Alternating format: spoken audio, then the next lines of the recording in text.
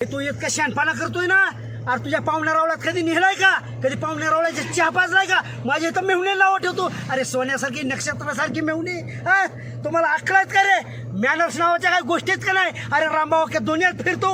रामभाऊचं वजन काय? मारला तुम्ही मेहुणीला वाढ भरलं तर आम्ही सकाळ शिळ खात नाही म्हणली. तुम्ही का बसा नाही? मेहुणीच्या घरी वाया गेलो. अन्न वाया जाते. तुमच्या मेहुणीचं घरचं खाऊन आम्ही वाया गेलो शेवटी.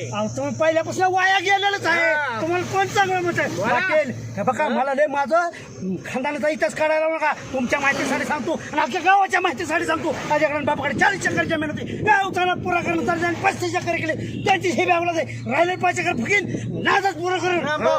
रामभाऊ शातवा खाल्लेलं जिरण गावाचा मोठेपणाचा आवाज. ए बाळ्या, अरे तुझं कोण पाहुणं रावलं लागतं का रस्त्याला? कर की फोन, बघू दे पिऊ दे त्याचं फाल खाऊन मिळतंय का तुझ्याच्यानी? कर फोन हिंमत असेल तर.